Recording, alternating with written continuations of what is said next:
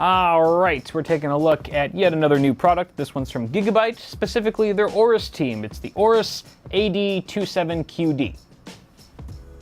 That's correct.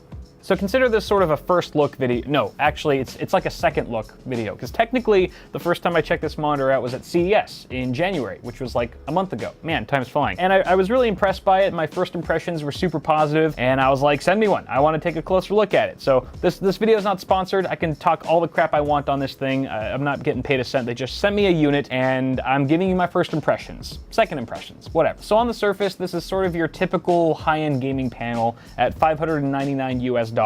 It's got all those high-end specs you're probably familiar with, like 27-inch 2560 by 1440, IPS, 144 hertz, 1 millisecond response time, HDR and FreeSync supported, and yada yada yada. There's nothing inherently unique about any of those specs. As robust and impressive as they are, there's a bunch of other offerings at this price or even lower with all the same specs. What really sets this monitor apart from the rest is, surprisingly, it's OSD and all the various features that are crammed inside of it. So we're going to be taking a closer look at that, and I'll tell you why exactly it's special. But for now, let's talk about the panel itself. Apart from supporting HDR, you also get a 95% DCI P3 color gamut, which is quite a bit wider than sRGB or Adobe RGB. So wider range of colors. That's always good. The panel advertises a 10-bit color depth, when in reality it's actually an 8-bit panel using FRC, which is a form of dithering. So it kind of switches between two colors really quickly to trick your eyes into seeing a third color that's not really there, giving the illusion of a wider color gamut. It's not quite as good as a native 10-bit panel by any stretch. However, it does have a small leg up over a standard 8-bit panel. That being said, if you're just gaming on this thing or you're doing some light content creation, like you have a YouTube channel or something, the color on this panel is more than adequate. I mean, the colors are really rich and vibrant. Everything kind of pops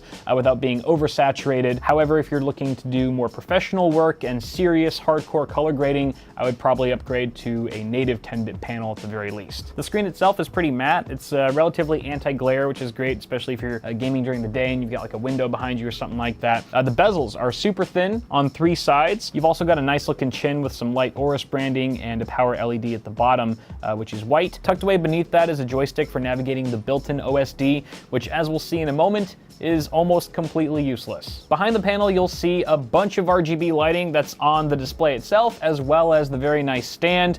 I don't know how I feel about this. It looks really good, but it's also behind the monitor. Why can't we have more RGB on the front of the panel? I mean, obviously that could be really distracting, but just give us the option to turn it off. I don't know how important it is to have RGB lighting in a place where you can't see it while you're gaming on the display. I don't know, you guys let me know what you think about that, because it looks really nice. You can customize it within the OSD and things like that, but it's just kind of out of sight, out of mind. I feel like some of it is wasted on my eyes. The monitor stand gives you the full range of adjustments: tilt, pan, swivel, and rotate up to 90 degrees. It's also built like a tank. The actual base is completely metal. You could probably kill someone with it. And the actual spine, while it's plastic for the most part, is still very durable as well. There's even a nice big carrying handle at the top that seems very rugged and built to last. If you're keen on wall mounting, you can remove the panel from the stand with a couple quick release latches, and underneath there you'll find some VESA mounts. There's a nice collection of ports back here, including 3 USB 3.0, 2 of which are downstream and 1 is upstream. That upstream will have to be connected to your PC in order to take advantage of a lot of the features that are in the OSD, which we'll take a look at momentarily. You've got a single DisplayPort 1.4 port, which is the port you're going to have to use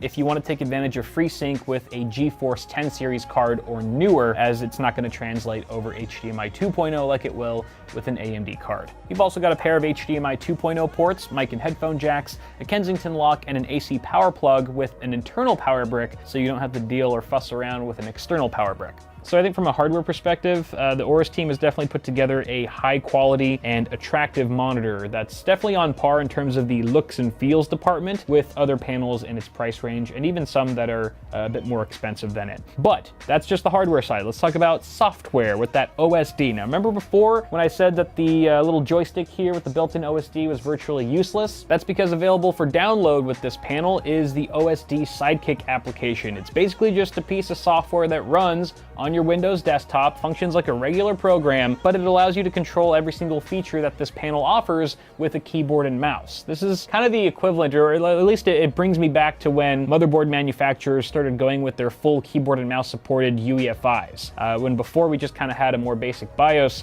and just what a game changer that was. I'm getting the same sort of feeling here, and I wouldn't be surprised if other monitor manufacturers some point down the line started following this trend. And I hope they do, because it's a lot easier, obviously, to navigate with a keyboard and mouse than it is with any sort of hardware buttons on the monitor. That's just tip of the iceberg, though. Let's talk about some of the actual features. I don't know where to start, so I'm just going to start with the black equalizer. The black equalizer basically lifts up the black levels in a dark scene. So if you happen to be playing a game with dark scenes, for example, the latest Resident Evil 2 remake, and you're scared of the dark, perhaps, or you want to be able to see those zombies from a bit further away down a dark corridor, you can up your black equalizer and things in the dark will be much easier to see. There's also an aim stabilizer setting that effectively reduces ghosting and creates a more perceptibly smooth image, and the way they do that is kind of like ultra low motion blur, where they sort of flicker the screen in between frames. I haven't used any technology like this extensively. I would think for me personally it would start to fatigue my eyes more quickly, but I guess I can't say for sure. It also effectively dims the overall brightness of the screen, so you might have to up the brightness within the OSD to sort of compensate for that. Within OSD Sidekick are also a number of game assist features, the first of which is basically cheating. It's a crosshair overlay, so you could be no-scoping noobs, with an op in CSGO, and there's no way for a developer to prevent it because it's all within the monitor's hardware. It's basically cheating. I'm still a terrible gamer with it, but I'm sure some people will be able to exploit it a lot more effectively than I will. They've taken it even further with letting you customize your own crosshair, so if you wanted to pixel out your ex-girlfriend's face or something like that, that's something you can do. It's 2019, screw it. There's also a timer and a counter that you can throw up on the screen. They're both very basic tools, but also incredibly useful. For example, if you want to monitor your ability cooldowns, you can throw up a timer. You can customize exactly if you want it to time up or count down. A counter can be really useful for streaming. Let's say, I've done this in the past where I'm like, all right, for every $100 donated to charity, I'll take a shot on stream. And in the past, I've used like a third-party software to actually count the number of shots I've taken for my viewers to see, but this is all just sort of an integrated solution that makes things that much more simple. You can also enable display alignment, which I'm still not 100% sure what this is for. My guess would be if you have multiple monitors that you're putting side by side, or even top to bottom, that you can align them more accurately or precisely, but again, I have no idea. And then you've also got picture-in-picture, picture-by-picture with a couple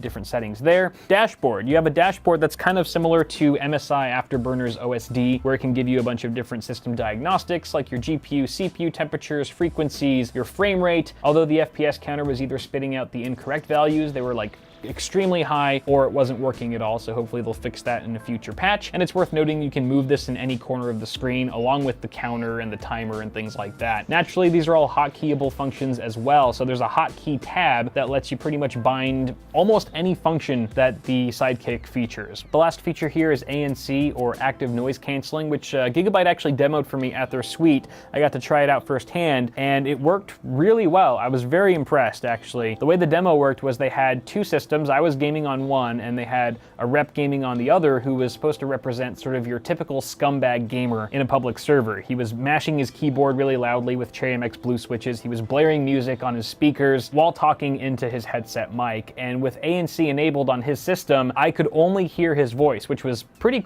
crystal clear from what I could tell. It was fairly noisy in the suite, but I could hear him exactly what he was saying without any of the ambient noise. Couldn't hear the speakers, couldn't hear the keyboard. I was very impressed, and I was using a pair of really crappy earbuds as well. And bear in mind, this is all being processed by the monitor, so you're not wasting any system resources. There's zero overhead here, and overall, it just seems like a really useful feature. I could definitely see this being a nice value add for streamers who want to give their viewers the best possible experience, so they don't want any ambient noise coming through their stream. Definitely a nice built-in feature to have. And the app also lets you choose how aggressive you want the ANC effect to be, while letting you select how close or far away the microphone is from your mouth in order to give you the best possible performance. I really like the approach that Aorus has taken with the OSD on this display, especially it being their first display. Like, good job. You guys knocked it out of the park. That being said, it's still a very early product, it's very new, and the firmware updates aren't quite there yet. So there are some issues. Now, I already mentioned the frame rate counter wasn't really working. That's kind of a minor issue compared to all of the hotkey problems I've been having. So depending on the game that I'm in, the hotkeys are either limited or they just flat out don't work at all. And like I mentioned before, a lot of the features in the OSD are reliant on being bindable and being able to pull them up